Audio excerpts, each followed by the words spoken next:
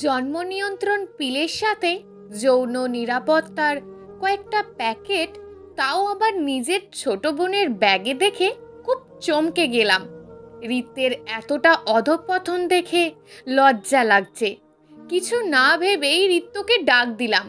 রিত্ত আমার সামনে আসতেই সাথে সাথেই গালে চড় বসিয়ে দিলাম। রিত্তকে চড় দেওয়া দেখে মা আর বাবা দৌড়ে এলো। 5টা আঙুলের ছাপ রিত্তের গালে বসে গেছে। তারপর বাবা অনেকটা রাগী রাগী ভাব নিয়েই বলল, কি হয়েছে? তুই রিত্তকে মারলি কেন? মারবো না তো কি করব? তোমার মেয়ে ব্যাগে কি রেখেছে জানো? কি রেখেছে? জন্ম নিয়ন্ত্রণ পিল। এছাড়া আরো দেখো কিসের প্যাকেট এসব। বাবা এসব দেখে আর কিছু বলতে পারছে না, বাকরুদ্ধ হয়ে গেছে। মা এসব দেখে রিত্তকে চড় মেরে বলল, তুই আমার মেয়ে হতে পারিস না। তুই এতটা খারাপ আগে জানতাম না। মা, আমি কি খারাপ করছি? আমি নিজের নিরাপত্তার জন্য এসব ব্যাগে রেখেছি। জানো মা, আমি একজনকে ভালোবাসি।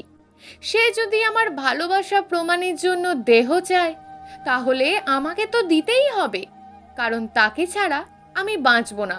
আর এতে তোমাদের সম্মানও যাবে না, কারণ আমি শতভাগ নিরাপদ থাকব। রিত্ত, কি বলছিস? তুই কি পাগল হলি? আর কোন জানোয়ার তোকে ভালোবাসে? আর ভালোবাসলে যারা এসব চায় তারা মন থেকে ভালোবাসে না। কিন্তু ভাইয়া, আমি রাশেদকে ভালোবাসি, তাকে ছাড়া আমি বাঁচব না। রাশেদ বলেছে সে আমার সাথে রুম ডেট করবে, তাই এইসব সাথে রেখেছি। বাবা তখন রিত্তের গালে ঠাস ঠাস করে চড় বসিয়ে দিয়ে বলল, তুই আমার মেয়ে না। তুই আমার মেয়ে হলে এমন খারাপ কাজ করতে পারতিস না। কি হলো বাবা, মাত্র 3টে থাপ্পড়? আর দেবে না? দাও না আরো থাপ্পড়। জানো বাবা, আমি তোমাকে অনেক ভালোবাসি। আমি চাই না আমার জন্য তুমি রাশেদের বাবার পায়ে পড়ো। আর আমি তাই এইগুলোকে সাথে নিয়ে রেখেছি। আর তুমি না বললে আমি তোমার মেয়ে না? ভালোই বলেছ। আচ্ছা বাবা, আমি যদি শুধু জন্ম নিয়ন্ত্রণ পিল ব্যাগে রাখি, তাতে তোমার লজ্জা লাগে? আর অন্যদিকে তোমার গুণধর ছেলে একটা মেয়েকে দিনের পর দিন ভালোবাসার নাম করে বিয়ের প্রতিশ্রুতি দিয়ে ভোগ করেছে। মেয়েটি এখন প্রেগনেন্ট। মৌয়ের বাবা তো তোমার পায়ে ধরেছিল তার মেয়েকে যেন তোমার গুণধর ছেলে বিয়ে করে তোমার বাড়িতে চাকরানি করে রেখে দেয়। কিন্তু তোমরা কি করেছো? তুমি ধাক্কা দিয়ে তাড়িয়ে দিয়েছো। আর মা বলেছে পতিতার মেয়েরা মৌয়ের মতোই পতিতা হয়। আর ভাইয়া, তুই নাকি মৌয়ের সাথে কথাই বলিসনি। সেই বাচ্চাটা নাকি তোর না অন্যের বাচ্চা। ছি, ভাবতে অবাক লাগে। কি হলো বাবা, মাথা নিচু করে আছো কেন? আচ্ছা মা, আমি মেয়ে হয়ে তোমাকে কিভাবে পতিতা বানাতে পারি, তাই আমি ব্যাগে এসব রাখি। আর হ্যাঁ, তোমার গুণধর ছেলেকেও বলো 5 টাকা দামের একটা প্যাকেট পকেটে রাখতে। তাতে করে আর কোনো বাবাকে তোমার পায়ে পড়তে হবে না। হবে না আর কোনো মা পতিতা। জানো বাবা, আমি মৌয়ের সবটা জানতাম। ভাইয়া মৌয়ের সাথে যা যা করেছে বিয়ের কথা বলে, তা যদি আমার সাথে হতো। বাবা, তোমার পায়ে পড়ি, তুমি মৌকে মেনে নাও। আর ভাইয়া, তোর কাছে কখনো আমি আবদার করিনি, কোনো দিন না। কিন্তু আজ তোকে বলছি, তুই মৌকে বিয়ে করে নে। মৌ তোকে অনেক ভালোবাসে। জীবনে সুখী হতে বিশ্বস্ত হাতের পাশাপাশি ভালোবাসাটাও লাগে। তুই সত্যি অনেক সুখী হবি। আমার বান্ধবীটা অনেক ভালো, অনেক। রিত্ত আরও বলল, আর বাবা, আমি তোমাদের বোঝানোর জন্যই ইচ্ছে করে ব্যাগে এসব রেখেছিলাম। ক্ষমা করে দিও আমাকে। আমার কোনো রিলেশন নেই, শুধু তোমাদের ভুলটা ধরিয়ে দিতে চেয়েছিলাম। বাবার সাথে সাথেই রিত্তকে জড়িয়ে ধরে বলল, মা রে, অনেক বড় অন্যায় করে ফেলেছি। কালই মৌ মামনিকে বিয়ে করিয়ে আনবো। এবার খুশি তো? কিন্তু বাবা, মৌ আজ হসপিটালে মৃত্যুর সাথে পাঞ্জা লড়ছে। মৌ গত রাতে সুইসাইড করার জন্য হাতের শিরা কেটে ফেলেছে। রিত্তের কথা শুনে আমার বুকের ভেতরটা কেমন মোচড় দিয়ে উঠল। আর এক মুহূর্ত দাঁড়িয়ে থাকতে পারলাম না, চলে গেলাম হসপিটালে। হসপিটালে গিয়ে দেখি মৌয়ের বাবা চেয়ারে বসে আছে, চোখের পানি ঝরছে নীরবে। নিজেকে আজ বড্ড অপরাধী মনে হচ্ছে। মৌয়ের রুম থেকে ডাক্তার বের হতেই দৌড়ে গিয়ে বললাম, স্যার, মৌয়ের অবস্থা কীরকম? অনেক রক্তক্ষরণ হয়েছে, অবস্থা বেশি ভালো না। আচ্ছা ডাক্তার সাহেব, আমি মৌয়ের সাথে দেখা করতে পারি? হ্যাঁ পারেন, বাট কোনো কথা বলবেন না। আচ্ছা। তারপর আমি মৌয়ের পাশে গিয়ে দাঁড়াতেই বুকটা ছ্যাঁত করে উঠল। মৌয়ের মায়াবী চেহারাটা কেমন যেন হয়ে গেছে, হাতটা ব্যান্ডেজ করা। মৌকে এভাবে দেখব কখনো কল্পনাও করতে পারিনি। চোখের পানি টপ টপ করে পড়ছে, বুকের ভিতরটা অজানা এক জমাট বাঁধা কষ্টে ফেটে যাচ্ছে। মিস্টার রাজ, পেশেন্টের সামনে কাঁদতে হয় না, আপনি এখন আসেন। তারপর আমি আর কিছু না বলেই রুম থেকে বের হয়ে দেখি মা, বাবা, রিত্ত সবাই হসপিটালে। আমি বাবাকে জড়িয়ে ধরে কেঁদে দিলাম। রাজ, কাঁদিস না বাবা, সব ঠিক হয়ে যাবে। আমি বাবার কথা শুনে বললাম, বাবা, সব কিছু আমার জন্য হয়েছে। মৌয়ের কিছু হয়ে গেলে আমি বাঁচব না বাবা।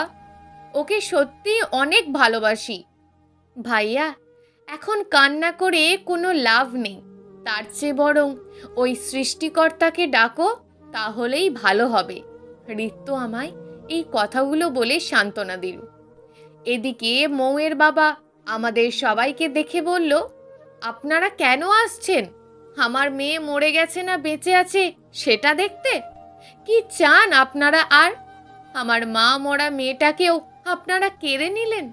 আমি তো আপনাদের কাছে বলেছিলাম আমার মেয়েটাকে আপনার বাড়ির চাকরানি করে রেখে দেন, বউ করা লাগবে না। শুধু আমার মেয়ের গর্ভের সন্তানটা যেন তার বাবার পরিচয় পায়। আপনার পায়েও পড়েছিলাম, আমার মেয়েটা হাসতে ভুলে গেছে, ঠিকমতো খেতে পারে না। সত্যি, আগে যদি জানতাম মেয়েটাকে জাতক ঘরেই লবণ খাইয়ে মেরে দিতাম আর নিজেও মরে যেতাম। আচ্ছা, বলতে পারেন একজন বাবা কেন নিজের স্ত্রীর মৃত্যুর পর শুধু একটা মাত্র সন্তানের দিকে চেয়ে সারা জীবন একা কাটিয়ে দেয়? আর যখন সেই মেয়েটা অন্য কোনো ছেলের জন্য সুইসাইড করতে যায়, তখন বাবাটার কেমন কষ্ট হয়?